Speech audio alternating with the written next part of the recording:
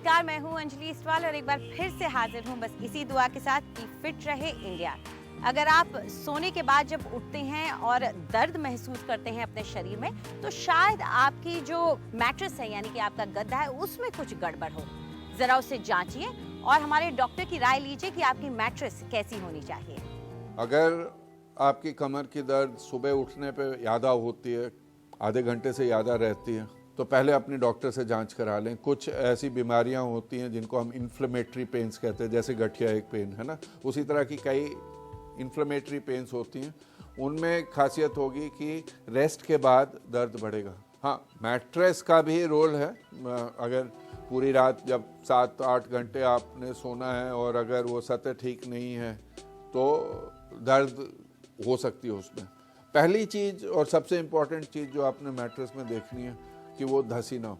Time के साथ दबाव से बीच में धस जाती है। जब आप धसती है तो वही, जब आप लेटेंगे तो कमर पे काउंटर दूसरी तरफ के जोर पड़ेगा, है ना, और वो जो कर्व है उस पर स्ट्रेस आने से, लिगामेंट्स मसल्स पे स्ट्रेस आने से दर्द बढ़ेगी। बाकी जनरलाइज नहीं कर सकते कि सतह नरम होनी चाहिए कि सख्त होनी चाहिए।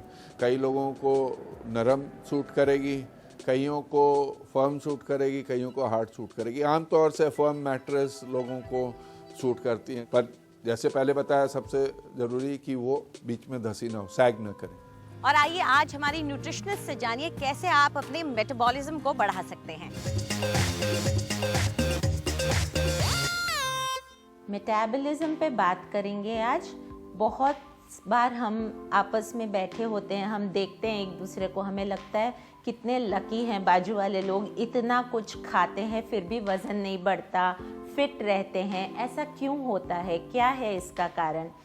उनके पास एक अच्छी चीज़ है जो है ग्रेट मेटाबॉलिज्म। इसमें बहुत लोगों की मेटाबॉलिज्म बहुत स्लो होती है। कुछ हद तक हम इसको ओवरकम कर सकते हैं इस पे काम करके। तो अगर हमें अपना मेटाबॉलिज्म बढ़ाना हो, खाए हुआ सामान हमारी बॉडी में पच जाए, सेल्स तक पहुंच जाए, अच्छे न्यूट्रिएंट्स जनरेट हों, उसके लिए हमें प्रॉपर वर्कआउट करनी चाहिए। तो करीब 1 घंटा पर डे अगर हम अपने आप को दें वर्कआउट करने के लिए तो कोई बुरी बात नहीं होती, उसका बेनिफिट ही होगा। दूसरी बात यह है कि अगर आपकी सिटिंग जॉब है, आप एक जगह बैठे हों, कोशिश करनी चाहिए कि 1 घंटे में एक बार उठ के आप एक राउंड लगा के एटलीस्ट आ जाएं, ताकि आप अपने मेटाबॉलिज्म को शेक कर लें। तीसरी बात ये होती है कि आप हर 3-3.5 घंटे में कुछ खाएं, छोटा मोटा स्नैक, 3 मेन मील्स और 4-5 मिड स्नैक्स ज़रूरी है। पानी की मात्रा आपकी 3-3.5 लीटर ज़रूर होनी चाहिए बॉडी में। इन चीज़ों का ध्यान रखेंगे, खुश रहेंगे, थोड़ी अपनी एक्टिविटी लेवल बढ़ाएंगे, सही खाएंगे और सही सोएंगे तो आपका मेटाबॉलिज्म अपने आप बढ़ना शुरू हो जाएगा। और आइए देखते हैं कौन सा आसन सिखा रही हैं आज हमारी योगा एक्सपर्ट। नमस्कार। आज जो हम योगा पोस्चर करने जा रहे हैं उसे हम मॉडिफाइड चाइल्ड पोज कहते हैं और उससे हमें एक रिलैक्सेशन मिलती है, एक रेस्टोरेटिव पोस्चर है। उसको आप हर रोज़ 1 से 3 मिनट कर सकते हैं। ये पोस्चर कैसे करना है अब हम इसको देखेंगे। आप सबसे पहले अपने हील्स पे बैठेंगे और हील्स पे बैठने के बाद आप अपने नीज़ को स्प्रेड आउट करेंगे। तो जितना मैट की विड्थ है उतना मैं अपने नीज़ को स्प्रेड आउट कर सकती हूँ। अगर आप इससे कम करना चाहें तो कम कर सकते हैं, नहीं तो इससे ज़्यादा वाइड करना चाहें तो उसको कर सकते हैं। यहाँ से आपने सिंपली अपना फोरहेड ज़मीन की तरफ लाना है और अपने आर्म्स आगे की तरफ लाने हैं। तो यहाँ पे हम धीरे धीरे अपनी बॉडी को नीचे लेके जाएंगे और इस पोस्चर को आप 1 से 3 मिनट तक होल्ड करेंगे और ब्रीदिंग पे फोकस करेंगे।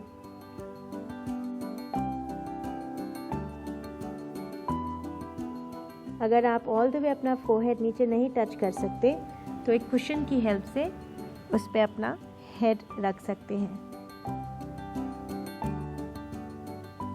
इसकी एक और मॉडिफिकेशन ये है कि आप अपनी फिस्ट बना के, हाथों की सिंपल फिस्ट एक के ऊपर एक रख के अपना फोरहेड इस पे रख सकते हैं।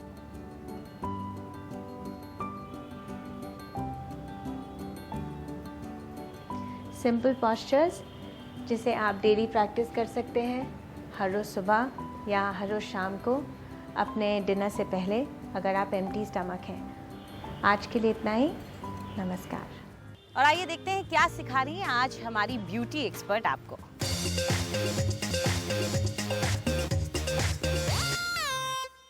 अगर आपको लगता है कि आपकी स्ट्रेस लेवल्स बहुत ज़्यादा बढ़ गए हैं और हर वक्त आपको थकान लगती है, तो हम आपको एक नेचुरल स्क्रब बताएंगे जो आप अपने पानी में ऐड करके अपने नहाने के बाद लास्ट रिंस इससे करेंगे।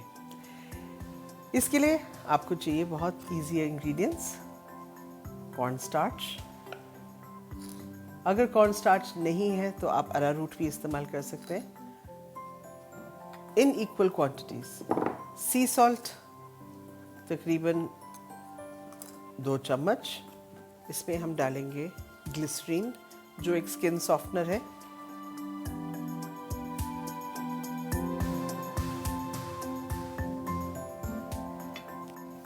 इसमें हम डालेंगे रोज ऑयल।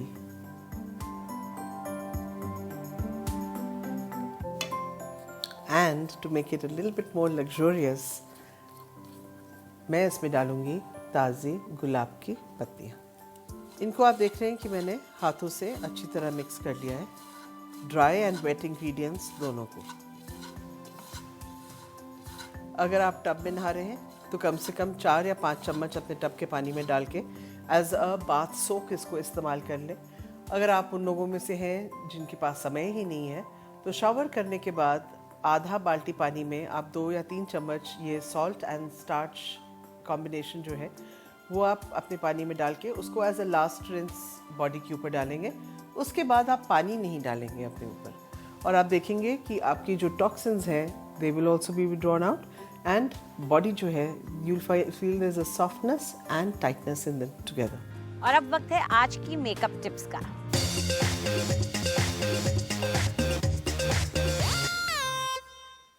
आज हम आपको बताने वाले हैं कि कैसे वाइट आईलाइनर पेंसिल लेके आप अपने लिप्स को पाउटी दिखा सकते हैं।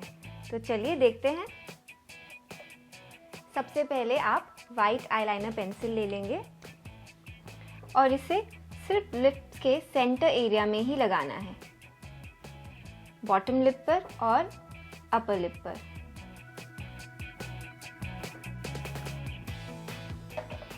अब इसके बाद आप एक क्लीन लिप लाइनर ब्रश लीजिए और इसको अच्छे से स्प्रेड कर दीजिए।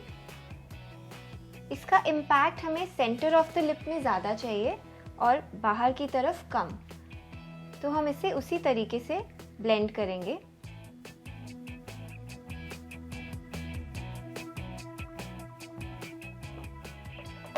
इसके बाद नॉर्मली जैसे आप अपने लिप्स की शेप बनाते हैं एक लिप लाइनर से, उसी तरह शेप बना लीजिए।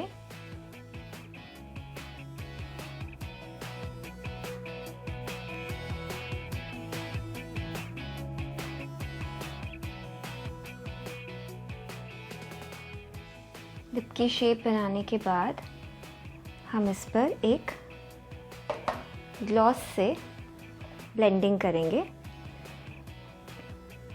इस टेक्निक में हम ग्लॉसेस का ही यूज़ कर सकते हैं, नॉर्मल लिपस्टिक्स में बहुत इफ़ेक्टिव नहीं होगी ये टेक्निक। अब आप इसे हल्का सा ब्लेंड करेंगे ब्रश के साथ।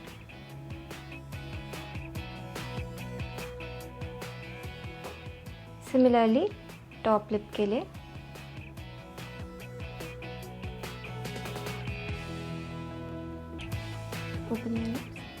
पहले कॉर्नर्स में अप्लाई कर लीजिए और उसके बाद सेंटर में ब्लेंडिंग करिए।